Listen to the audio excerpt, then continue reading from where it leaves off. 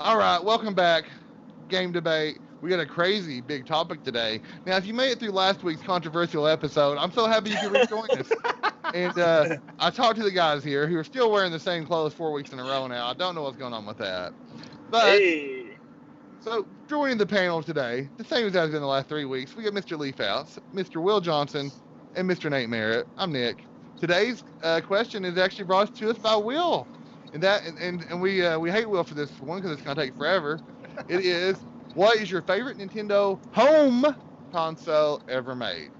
So I think my approach to this is simply going to be, I'm going to name each console chronologically in its release, and from there we'll all give our thoughts on each device. Okay. And then at the end, everybody will have their chance to say what they think their favorite console is and why.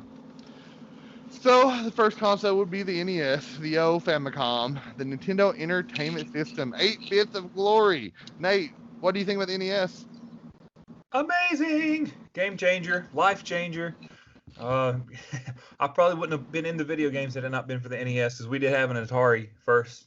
Didn't spend a whole lot of time in the Atari. As soon as the NES came out, though, you knew where to find me. I mean, pretty much.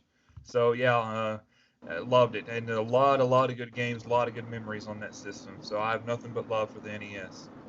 Yeah, for me, it's like NES is up there with masturbation for favorite childhood pastimes. Like I don't know I don't know which one I used more. Will, did you enjoy the NES? We played a lot Yeah, together. I think Nate nailed it. I think our age too is like we came gaming, like we would play some Atari and stuff, but like NES, like Nate said, that was the game changer. That was the one that got me into gaming. It was my earliest memory of playing games, playing the NES. It means the world to me.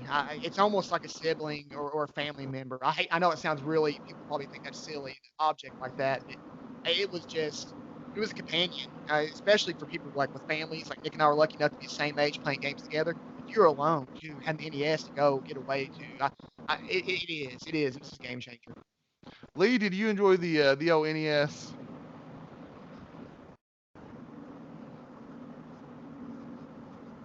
I'm sorry, was that for me? Oh, Yeah. so you cut out for a second. I think, what do you think about the Yeah. NES?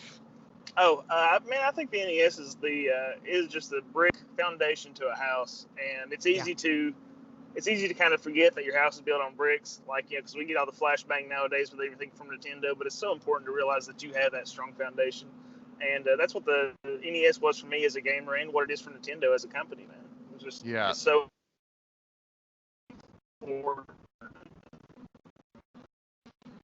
Oh, I think Lee's dropping out again, boys. Now, the way I view the NES, man, I think I like to look at the historic significance of the NES. Yeah. I mean, there's a great video game crash the Atari brought on, and like we're not sitting here talking about the Sega Master System. We're talking about the Nintendo Entertainment System. It is the foundation of modern video gaming as we know it. I mean, the NES is so important, historical, and now we got such a new age of gamers. It's kind of like we grew up with the original Star Wars trilogy. They had the prequel trilogy. And maybe the GameCube is the new prequel trilogy. I don't know. But for the NES to us, that's where it all started. It's the backbone. It's the beginning. It's incredible. But then the NES was followed up by the old Super Famicom, the Super Nintendo, the SNES. Nate, you ever played Super Nintendo before? Oh my gosh, it's probably the system I've spent the most hours on. Mm-hmm. It's just so many good games, so many good memories. Once again, I mean, all they did was just improve on what they had done before. I mean, they literally made a part two. They made the sequel perfect to the Nintendo. They improved in every area they needed to, and it worked beautifully. I mean, it was the definition of your next generation console. They took what worked well from the first one, the formula that worked well, updated it to a perfect successor, in my opinion. So, Will, what do you think of the Empire Strikes Back of video game consoles? Oh, that's a good way of putting it, Nick. Just like the Empire could be argued to be the greatest. The Super Nintendo, Nate said it, they improved on every aspect of the NES, but like, I don't know if it was the age thing or the games come out, they were so charming. Some of my favorite gaming moments ever. Playing games with Nick when I was a kid on that system, and it's special. And we had different video, check it out, about controllers, and I think that's one of the things with the SNES too. You know, I won't get into all that, but the controller too, they improved like Nate said, it was a complete improvement over everything they had done, and it's definitely going to be in the conversation for a lot of people's greats for forever to come. It's that good, and a lot of the characters that introduced on that system, they're still being used today. You know, that's how I feel about it. Lee, you ever played that Super Nintendo before? Oh yeah, the more buttons and more pixels, man. Yeah. Like I think it was uniquely set to just be a point of perfect progress because there was nothing experimental going on. It was just a step up. That's all there was. Yeah. So. See, I can agree more with what Lee just said too. Like the Super Nintendo was the natural evolution. We were playing with superpower. I mean, games like Link to the Past, all the RPGs we discussed, the advancement of Super Mario World, and stuff like the Super. Is it the RX chip? I believe that's correct. Is the RX chip? Yeah. What was in Star Fox? So you got in games like Donkey Kong Country, the graphic advances, and the games grew so much. You take a Final Fantasy 1, look at Final Fantasy 3. Yeah. You had the original Legend of Zelda, look at Link to the Past. From Mario Brothers 3 to Super Mario World, the evolutions, the jumps were incredible. It was amazing. But then, something crazy. In the fall of 1996, I believe it was September 28th, the street date was broken in America. It dropped September 26th, 98. Launched with Pilot Wing 64 and Mario 64. Nate, do you ever play the Nintendo 64? The Ultra 64? Just you saying that gave me chill bumps. It gave me memories of the day that I opened up that Nintendo 64. Oh, I'm pre-coming, I'll tell you. Mario 64. Oh my goodness, that's probably out of the system I was most anticipating in my life was the Nintendo 64. I was more anticipating it than any other system, I think, even to date.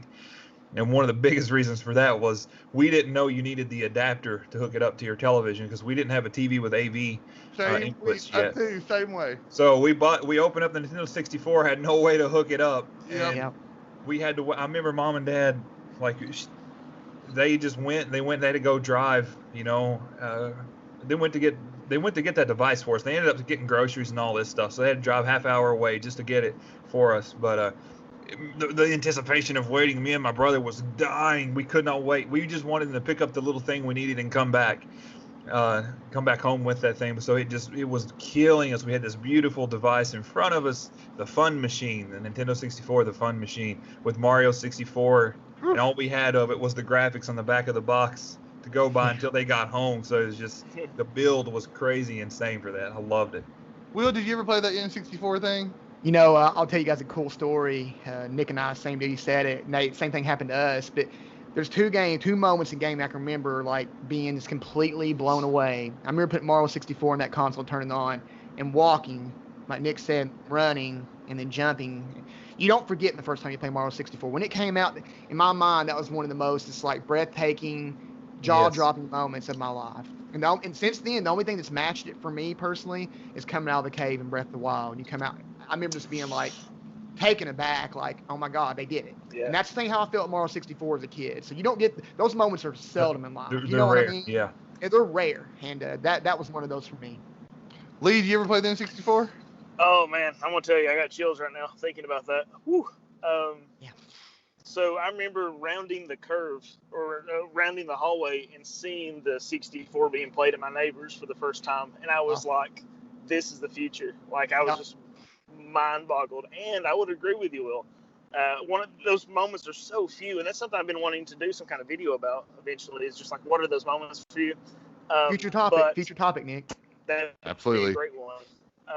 Breath of the Wild, man. I can climb this tree, I can chop this down. It's that sort of feeling like this is the future.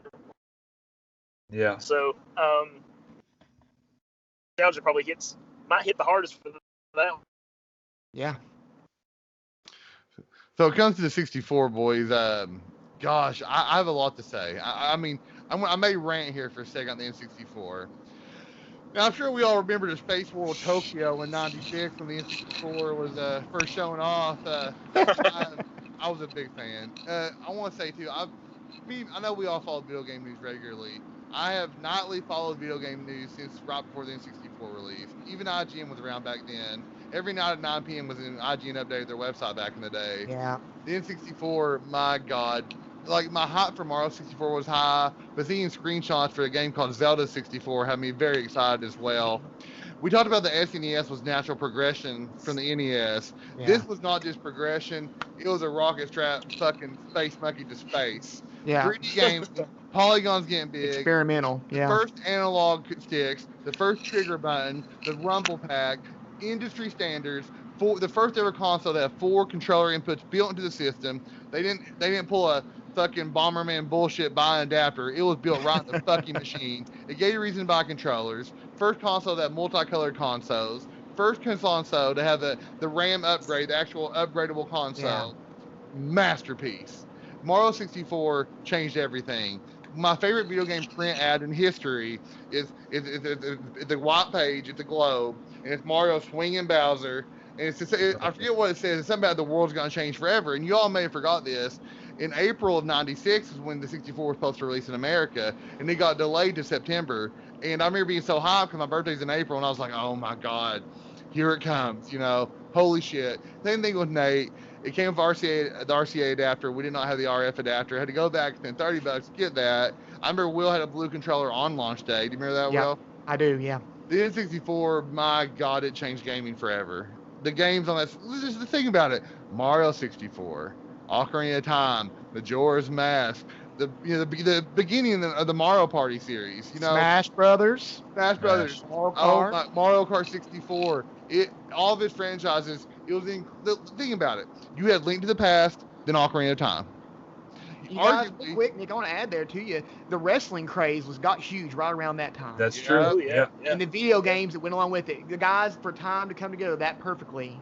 I can't tell you how many hours we played wrestling games. That was unheard of before that. I want to tell all these young kids who want to say they're 90s kids. I know there's an argument, but I think N64 is probably that, and the Game Boy and Capri Sun is a starter pack for a 90s kid, I do believe. Yeah, absolutely. So, Will, from the N64, the next console is the kind of like the GameCube is so wildly viewed historically and stuff. So, GameCube. Anybody want to kick it off? Nate, GameCube, what do you think? You like that? This is the time in my life where I was kind of trying to focus less on video games and focus more on. I just went to college and everything, so I'm not going to say I didn't pay attention to it because I still have my GameCube. I took it to college with me and everything, but I downplayed the GameCube a little bit. It wasn't what the N64 was to me. And I didn't lose interest, but I didn't quite play it as much. It didn't mean as much to me because my focus in life had taken a huge change. My direction was a completely different path. I could no longer just, come home from high school and have something to play. I was in college on my own. I had to work. I worked pretty much the whole time I was in college. I didn't have much time to play on top of, doing my studies and everything. So. It wasn't all that for me, even though I still got the console for Christmas and I still enjoyed it and I celebrated a few of those titles, but it wasn't what the 64, the SNES, or NES was for me. Will, did you enjoy the GameCube? I think it's the most underrated console ever, easily. I think it's kind of like you were talking about earlier. It's kind of the stepchild of the consoles, minus the Wii U, of course, when it came out. But we'll get to that. But I think with the GameCube too, it has my favorite controller ever made on it too, with the Wavebird. And I think the thing with the 64 we didn't talk about yet, that I don't think it aged well. Now with the Cube, I think when they got away from the polygons, you see a lot of games have been remade from that system because it lends itself so well. It was I think it was ahead of its time as far as looks goes for Nintendo standards anyways. It was kind of a powerful machine. You didn't get credit for what it did, but some of the games for it, Wind Waker, Twilight Princess, you can go on and on. I mean, it's incredible. You're right. I think Smash made the jump there too. Smash being what it is now is not because of the 64 version. It's because of Melee. So I mean, I just think it's a timeless system. I think it's one that aged really well. It's still great today. I think it's very underrated. I will say this: my opinion about the GameCube post college changed a lot. It changed. Yes. I had more time to go back to replay and enjoy. Well, and I will say this as well. My junior and senior year of college, we played nothing more than Smash Brothers Melee. We spent more time on that than anything. I mean, as far as having your dorm room, the door just wide open, and people walking around coming in, we were all in Smash all the time. Always Smash. Lee, you ever played that Nintendo GameCube? Man, my Smash Brothers Melee, we played.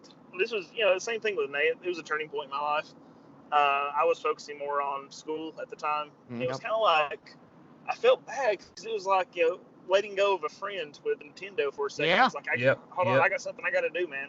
Like, I got to focus on this for a bit. But I did play a lot of Smash Brothers, and I'm like Nate, I did appreciate it more afterwards. Yes. And I played so much Smash Brothers, and it's weird that the GameCube kind of like matured me. Maybe I matured, and so I took that along with me.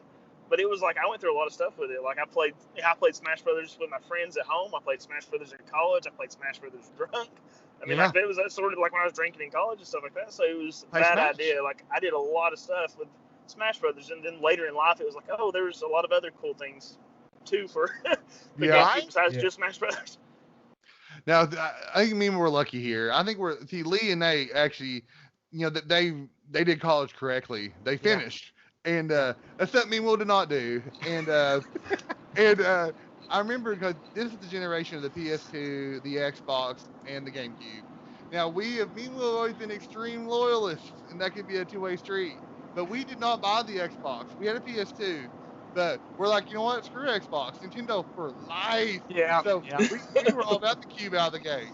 Launched the Indigo Purple, the black console. I believe it was $199 at launch. Those great controllers. We were there day one.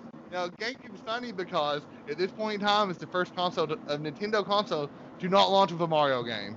Yeah. Luigi's Mansion, Rogue Squadron, those Super Monkey Ball. These are the wacky games that came out with. But like you all said, I don't think I played any game more in my life than Smash Brothers Melee. Now, me and Will, we had that trailer in college that a lot of people remember. They call it Wildwood, Trailer 11. And I believe in our, you saved users and name files in Melee. I think we had over 30 characters. Like, people came over, they already had their name saved. They opened it up, you know what I mean? I mean, we had 4-Way Bird day one that came out. We multiplayer Double Dash. It was, for us, it was, people kept talking about Halo. And then LAN parties and Halo. And I was like, man, not to me, pardon my French, fuck the Xbox. Yeah. You have 4-Way Birds, you got Mario Party, you got Melee. One TV, co-op, everything on the line on one TV together, gone at it. It was it. That was it. And then such fancy things we forget about, such as the Game Boy Advance player that was on the GameCube. Oh, yeah, that's right. Yeah, I mean, I used that a lot, stuff. And I tell these, our generation specifically, GameCube easily missed, but definitely appreciated looking back on it. They made a bad decision using the mini DVDs. They look cool, limited file size they could hold. But my God, Animal Crossing. Oh God, God. That started my love for that. I mean, on that game back in the day, it was awesome because there's our roommates who woke up earliest got to go to Tom Nook's and buy the stuff. There's only one back then, So whoever got to Tom Nook's first and got the curtains of the day, they were sold out. But they would always go and dig up people's flowers and be a real asshole and chop down your trees. It's true. Now, at the end of the GameCube, something happened for the first time in Nintendo history. But it also spawned the other first time in history they've done something they've done twice now. The GameCube was the lowest selling console of its generation. But what did Nintendo do? They returned the next generation with the best selling console, the Nintendo Wii. Now, the Wii is going to have some interesting thoughts. Nate, did you ever play Project Revolution? Well, I was excited for the Wii. I think I was one of the few. I know a lot of people was complaining about the motion controls and things like that, or scared, I guess, more or less. I was kind of excited about it because at this time, I was post-college and already graduated. I was just kind of working. Things were settling back down a little bit. And so I was excited to pick it up and try something new, try something different. I liked that Nintendo was trying to be edgy. They were trying to push the envelope. Innovative, yeah. Innovative. They were trying to come up with something new. Not really edgy in the pure rating sense, but edgy in the sense of trying something that's tip of the iceberg, borderline crazy, Yeah, I agree. But they went forward. A lot of people liked it. I think initially the thought of it, perhaps, of the motion controls maybe, but it didn't. I guess it didn't turn out so well. But I was initially excited for it. There's a few games on there I still like. Sparks mentioned this on the forum the other day. You can play the bowling, the Wii bowling all day long. I mean, that is fun. the Wii Sports is still fun. Will, did you play the Nintendo Wii? I look at the Wii very unfavorably now. But the thing is, Nate said it. If we're playing bowling, holy shit. It's almost like we talked about Melee. I play that with y'all all night. If we're over here hanging out, I love the bowling. I didn't like it for my Zelda. I didn't like it for my Mario. I didn't like it for my mainstream games. I think Smash too, even on that system, it hurt it. It hurt it. I think it was a step back personally. That's how I look. I think the innovation, the control, the motion controls. When you use it like bow, it does feel like revolutionary. But I look at it unfavorably. Lee, you got a look on your face, son. You got to set these boys straight? Yeah, it's about where I am too. I've had more of those moments of the future is now with Nintendo than any other company. And Yeah. I remember using the Wave or the motion controllers and thinking, wow, this is incredible. Like being blown away the first time I played a Wii. It took me a while to get one because they were so hard to find. Yes, they were. Sold out everywhere. I ended up getting a used one from GameStop because I had a buddy that worked at GameStop. But I really enjoyed my Wii at the time. But looking back on it now, it's like, man, Yeah. it aged poorly. Like I agree. I like Zelda on it, but just because I can aim to shoot things. Yeah. So I thought that was I cool, do but that love was that. about it. That was Yeah, it. I agree. So Smash Brothers did suck on it. I didn't really think it sucked at the time, but looking back, it's like, man, that was the worst. It was like at the time I was kind of blinded by innovation. I said it's Yeah, what it that's was a good way for of what putting it it. Yeah. Good point. I think I agree with y'all on this. Now, Lee said it, blinded by innovation. Nintendo always at the forefront. And I'll tell you what, I remember at E3 the year they showed Project Revolution, and then the next year they named it the Wii, and we saw it. My excitement was, oh my God, Virtual Console, because Nintendo announced that early. That was easily the best delivery, best price structure of any Ever. personal You're digital right. online You're right. content. Yeah, you're right. And there's some arrogant moves being made. The Wii could natively play a DVD, but Nintendo did not allow it. You could homebrew it, but if you homebrew stuff, you can't play stuff online at every update and all that stuff. But man, I was like Lee with it rhymes, Lee with the Wii, but I couldn't get one initially, and which helped me play my swan song, which would be Twilight Princess on the GameCube. Yeah. Now, I always like to say this. So you guys were in mid-November of 2005 or 6? Five, wasn't it? Or 6? I think it was 6. It could be 5. That's when you all get to play Twilight Princess. I had to wait to December 14th when it dropped on the GameCube. Because they weren't generous as they were with Breath of the Wild doing a dual release. But I'm like you all. Like initially, like Wii Sports is arguably probably one of the most played Pac-Man games ever made.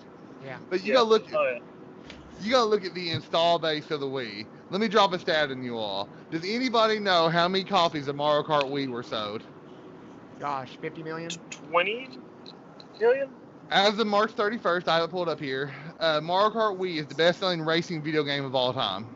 It's the best-selling Mario game on the Wii. It sold 37.2 million units. Wow. That's the thing I talk about the Switch. People want to talk shit. When your user base is so high, your sales are insane. Don't forget, Mario Kart Wii is also the pioneer for Nintendo's online offerings. Mario Kart Wii ran flawlessly. What's up? Also, Nick, it's something you mentioned to me before. We'll get to this in a minute too. But like Breath of the Wild, attach rate on it. You said it. You get the install base like that. You get that attach rate. It was above like 1.2 to 1. They actually had more Breath of the Wild copies sold than there were Switches sold. Unbelievable. Yeah, Will's right. In the first 3 months of Switch launch, the Breath of the Wild attach rate was over a 1. Yep. Because people that couldn't buy a Switch actually bought Zelda waiting to get their Switch. Yep. So that's incredible. But the Wii, man, like when I look back on it, here's what I think about the Wii. It was an awesome GameCube playing device, and I love the Virtual Console. The phone, Yeah, backwards compatibility was awesome actually. It was incredible. until they stripped it out of there. Like, man, that's But then, boys, I think Nate told me it's his favorite Nintendo console ever made. When the Wii, it was called the Wii U. Some of the best branding and marketing we've ever seen, boys. Nate, do you want to tell us why the Wii U is the best console of all time? That gamepad, baby. Yeah. That gamepad. I actually really enjoyed that. I just don't think it was executed well enough. I really liked the fact that my wife could watch something on TV and I could play the game in my lap. Yeah. That was really, really nice for me. I just didn't like that I couldn't take it to the bathroom. It wouldn't. Yeah, I didn't have enough distance. I mean, didn't have enough distance to make it to across the other side of the apartment. So I mean, that part wasn't very good. But if they could have had it executed like the next generation's console, we'll talk about here in a minute, I think it'd have been a little bit better. I did enjoy the Mario game on it. I think they got 3D Smash World? Brothers back on track with the Wii U. Yep. Oh Yep. yes. Definitely. Yep. So, I mean, there's a few games I like. That Zombie U game was highly, highly underrated. It's a fantastic game. I Wonderful can't play it for 101. 5 Yep. minutes Yep. without my blood pressure shooting up too high, so I've turned off. But it's a really good game. Highly underrated. There's a few good games on the Wii U, I think. Will, you like the Wii U? You know what's funny is I do look at it as probably the worst Nintendo system. It's a damn shame because Nate said it. I actually thought the gamepad, you could tell that the tech wasn't there for them yet. They weren't ready, and I think it was poorly executed. But Nate said it. There's some really good games, and you think about Twilight Princess, Wind Waker remakes on there. Oh my gosh, Awesomely done. And Pikmin, you remember Pikmin coming back? Incredible. I remember seeing Pikmin on the Wii U, like the graphics. I was blown away. I was like, wow, this is gonna be something. And then the famous game droughts happening. The No game games droughts released are before. bad. They were bad, and I remember being just extremely frustrated at the time. Wait, 9 months in between Nintendo releases? Are you kidding me? Awful. That's the shame about it. I think they pissed away the opportunity, but thank goodness they stuck with it for the next 6 months. Lee, do you have one of them Wii U's? Oh, I think maybe cutting out. Lee, can you hear me? Yes, I do. Actually, I stood in line for that one too. Yep. And I really enjoyed it. But like looking back, it's kind of one of those. It's a stepping stone on the way up to something better. Right. It was the first time I saw Mario in HD too, and it was fantastic. So Yeah. All right, boys. Here's one thing about the Wii U. Like, it wasn't. I want to argue it wasn't Nintendo's fault. And here are my reasons why it wasn't Nintendo's fault. Super Mario 3D World, Mario Kart 8, Breath of the Wild, Super Mario Maker, Pikmin 3, Splatoon, Super Smash Brothers, Bayonetta 2, Donkey Kong Country Tropical Freeze, Xenoblade Chronicles X, Yoshi's Woolly World, Mario Party 10. I mean, these Pikmin. Captain Toad, first Nintendo system that had Minecraft on it. I mean, great indie games like you put it that Shovel way, Knight. sounds nasty. It does, man. Makes it sound a lot better. You're right. The Splatoon is huge now. the two Zelda HD remasters. Like, Nintendo brought their A game. And, Nate brought Zombie U. And here's what I want to say about Zombie U. Ubisoft is the only third-party developer who has always had Nintendo's back. I agree. Don't ever forget that. Yeah. Ubisoft has always had our back, so I will always support Ubisoft. The way I didn't buy Starlink at launch, but bought for $15 yesterday. Sorry, guys. But, I got it for 25, so. Yeah. I got for 20. Yep. So, Nate, after the Wii U, we have rounded up to the final current Nintendo home console. The Nintendo Switch, the NX. Nate, do you have one of the NXs? I love it. Yes, it's slowly turning into my favorite console, if it's not already, and it will be there shortly once some virtual console games or more virtual consoles are added. But Nick pointed this out to me a long time ago when Breath of the Wild first came out. It pretty much saved Nintendo, Breath of the Wild. And when Will said Link coming out of the cave and you see open, that was kind of like breath of life for the Nintendo Switch. That was like I didn't view it as that. See, when I first played the Zelda game, I looked at that. This is a great intro to the Zelda game, but it was more than that. They did that for the Switch. That was like Nintendo's life. That was the light at the end of the tunnel for Nintendo, as in their brand new beginning. Like that was more of their rebirth, not the light at the end of the tunnel. 100% agree. Well put, Nate. It was opening up. I mean, it means more to me now than what it did then, because I was kind of hating on the game not being a full Zelda game, but a great game nonetheless. Will, yes, I love the Switch. I absolutely love the Switch. I love everything about it. Every single thing about it. There's nothing I dislike. They knocked this one out of the park. Will, do you have a Nintendo Switch? Yeah. On launch day, I bought 3 of them. My wife, my son, and myself. And it's Nate. You said it really well, Nate. It's a rebirth for them. In the dark days of the Wii U, they knew they had something. They had Breath of the Wild. They had that. And that was what they were working towards, no question. They got their tech in order. They got it right. They got the Switch right. It did what the gamepad couldn't do. Like Nate said, you go to the bathroom, take it portable now. You could tell that was their plan all along. It came to fruition. They finally got it right there. now we're starting to see some retro games. We can get better on Virtual Console. We'll get there. But Nate said it. This is like the Phoenix being reborn. This is Super Nintendo. Like, this is coming back from it. I can say more about the Switch, and it was coming out of that cave. It is. It's very fitting for Nintendo and for us as gamers. It was a total. Yeah. I think it changed the game going forward. I wouldn't be surprised if Microsoft and Sony try to emulate Nintendo again. That's I one game. agree. Will, they've been trying to emulate Nintendo ever since they've been around. Thank you, brother. Every innovation they have has come from Nintendo. Yep. Same way PC steals from Mac. But we'll talk about that later, guys. Lee, you have a Switch? Yes, I have 2 bars. Let's see how it goes. It's. I don't think Oh boy, I think he's cutting out on us. there is a that sucks. I started tearing up, man, thinking about Nintendo, and because it's kind of like Black Link was.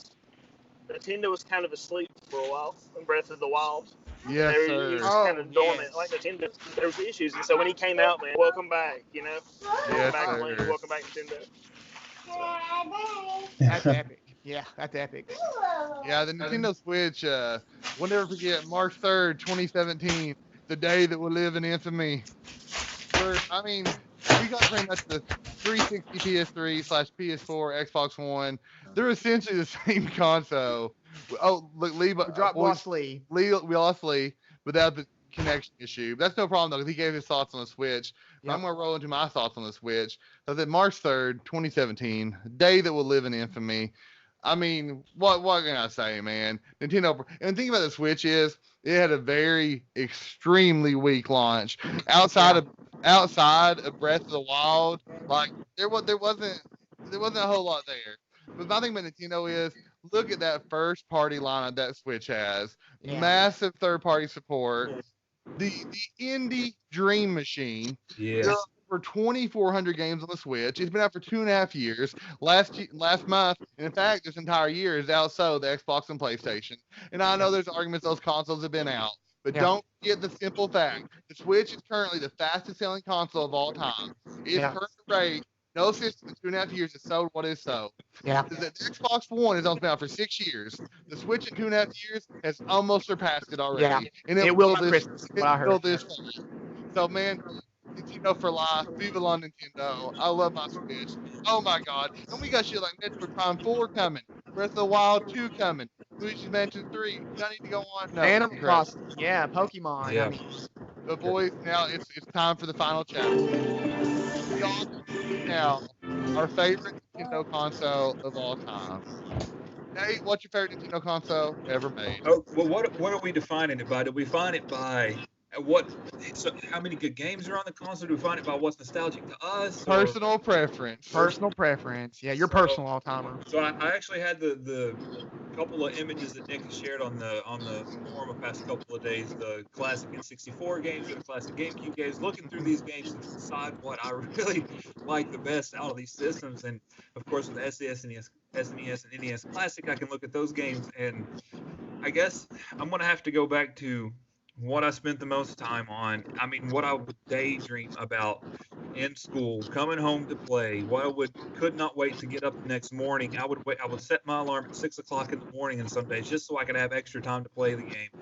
And that would be for the Super Nintendo. So that's and it's just personal for me because I spent so many good RPGs. I mean, I had 2 copies of Earthbound. I had Chrono Trigger, Final Fantasy. I mean, I got every single one. I had all these games. Nate, he's Yeah. flexing on us. I don't just have 1 copy of Earthbound. I have 2, motherfucker. I got my original save files, boys. Well, Nate, let me tell you what. Marijuana is a hell of a drug, and because of it, we don't have our original games that I'm missing. Anyways, Will, what's your favorite Nintendo console ever made? Oh man, it's so hard. I got a 2-part answer. Right now, currently today, I'm just like Nate. I started looking through all the games of different consoles. And it's supposed to surprise you guys. It's the GameCube right now. But I'm gonna preface that by saying it will be the Switch. It will be the Switch. It will be the Will be the Switch. Switch. There's no doubt. Once the Switch's lifetime is complete, there will be no argument. I hope we'll be able to play all these games we talked about on the Switch. Portability, what it can do, it definitely will Yeah. be. It's the cube for me. Wind Waker, Twilight Princess, Double Dash, Melee. Some of these games, like, they defined me as a young man. And look at me, my brother, my closest friends are like brothers to me. The GameCube is in the center of all that. It needs a special place. All right, Lee, we got one vote Super Nintendo, one vote GameCube. What gets your vote? All right, man. So mine is actually, it is the Switch. Yeah. Like, the Switch is my favorite Nintendo, or it's my favorite console of all time. And let me explain why. I feel like Nintendo, I'm tethered to Nintendo anyway. That's why I'm in this group. As I have grown, I feel like Nintendo has grown, and it's molded itself Yes, sir. to me. Well, Yeah, that's what it feels like. So I take yes. ownership in Nintendo, and so I have now the opportunity to take a console on the go with me because hey, I'm on the go as an adult. So Well put. The Switch has allowed me to really capitalize on nostalgia and be a gamer at this point in my life when I don't have the kind of time I used to have. It's a lot more difficult for me to sit down and play a Super Nintendo because of the time commitment. Amazing point, Lee. Amazing. Gives me the opportunity to be you again on the road. Gamer. So it's my favorite. That's awesome. Wait a second, boy, I'm topping something in here. Okay, so right now as it stands, Nate selected Super Nintendo, Will selected the GameCube, and Lee has gone with the Switch. Now, I got to one-up Will because he said he had a 2-part answer, so I'm going to give a 3-part answer. Now, I'm not really going to do that, I'm just saying that. But anyways, when I look back, like, I think the Super Nintendo has the best game library, personally. Yeah. I agree with that. I think in the N64, my God, at the time, it was so special. I'm in total agreement. Switch is well on its way. Even goes aside here, I would honestly God argue the 3DS made the best game library ever made. Yeah. I would argue that so hard. And their virtual console too are great. Yeah. But I'm going to do what I do, boys. I'm going to name some games here for you, and I think there's going to be a common denominator here. Just hear me out and listen to this. All right, Legend of Zelda: The Wind Waker, Legend of Zelda: Twilight Princess, Metroid Prime 1, Metroid Prime 2, Super Smash Bros. Melee, Super Mario Sunshine, Resident Evil 4, Mario Kart Double Dash, Luigi's Mansion, Animal Crossing, Eternal Darkness, Paper Mario, Beautiful Joe, The First Pikmin, Rogue Squadron, Pikmin 2, Beyond Good and Evil, Tales of Symphonia. You want me to keep going? Yeah. The GameCube is stacked. It is stacked. I didn't say Super Mario Strikers, Mario Golf, the Mario Party games it has. Baseball. Sluggers. And like I said, we're different from Lee and Nate because me and Will, we weren't good boys in college, and not saying they're good boys, but they had their shit together. Yeah. And sort of. We played an excessive amount of local multiplayer on the NHL hits, Nick. NHL on the hits. GameCube, Switch, and something Lee talked about on a different podcast. Donkey Kong Jungle Beat was there. Yeah. And then Star Fox Adventures, games like Time Splitters 2, Monkey Ball. It actually is one of the only consoles that have 3 Zelda games because 4 Swords was on it. The Great Prince of Persia games, Kirby's Air Ride. The collector's editions on there. The collector's in Zelda too, Nick, with all the Zelda games at the time. Remember Zelda Final 1, Fantasy Zelda 2. Crystal Chronicles, Yeah. and Pokemon Gale of Darkness, one of the few like console Zelda games that were actually pretty good. I mean, God, I think I'm leaning towards the GameCube so much. But guess what? N64. That way nobody wins. So we got one vote for all kinds of systems. I think we all can agree the Switch, will the Switch one day be the best console ever made by Nintendo? Absolutely. Yeah. And I know this is kind of going off the side here, unexpected. Where does Nintendo go after the Switch? Well, I'll go in and take off with that. I think where they go for the Switch is improving the Switch. Yeah, I think it's going to be a case of a Nintendo to a Super Nintendo. I agree, Nate. We're going to take what we've done here and we're going to make it better, and they should. That's all they got to do, guys. A better dock, maybe an at-home only Nintendo version to combat the new Xbox, Sony, maybe. But I think they should just keep doing what they're doing. I really do. Yep, as technology improve what the Switch can do. Yeah. Yep, double down. Here's a great way to look at it, boys. I want you to take a look at the Nintendo 3DS. I want you to put it side by side with the PlayStation Vita. The Vita is a far superior machine. It's not even close how much better the Vita is.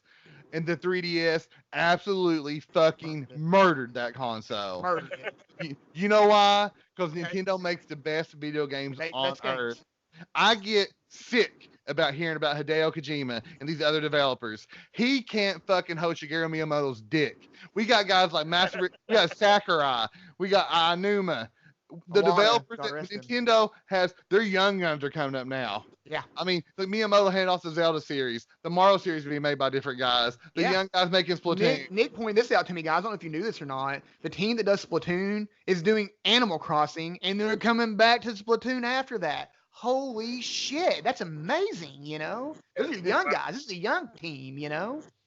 And we also have a Nintendo that's more trusting with their IPs. Games like Cadence and Hyrule being made by an indie team. Mario kidding? Rabbids, Nick. Mario Rabbids. We're starting to. Ubisoft getting payback for the loyalty in the Wii U years, getting used the Mario IP. And even they could use the Star Fox IP. I mean, oh god. Then like small companies like Grezzo getting to remake Link's Awakening. Like, They're Nate, what would you do if like they got Hollow Knight, Team Cherry, and got them to do like a Mario or a Zelda take? Could you imagine Hollow Knight with a Zelda feel to it? No, Holy it's real. crap. It's real simple. Nate already talked about it. Let Team Cherry remake Zelda 2 side scroller. Perfect. Or the Celeste team. Either one. Can you imagine? I got one for you, boys. Zelda Vania. Could Yeah. Zelda play Perfect. as a Metroidvania? You damn right it could. Yeah. There you go. Hollow That's Knight. Oh, could you imagine? There's how you make Link's Adventure. You make Link's Adventure 2, whatever you want to call it. Oh my God, Zelda is a Metroidvania. You're excited. What if they Feel these contact nipples. somebody like Toby Fox and like, hey, we're wanting to make this Zelda RPG. Can you make this a thing? You know? Wait, Toby Fox, he the Undertale guy? Who is that? Yeah. Okay. Well, boys, I think we've had a great convo. So I'm going to say for Mr. Leafouts, for Mr. Will Johnson, for Nate Merritt, I'm Nick. We'll see you next week. Bye-bye. Do it.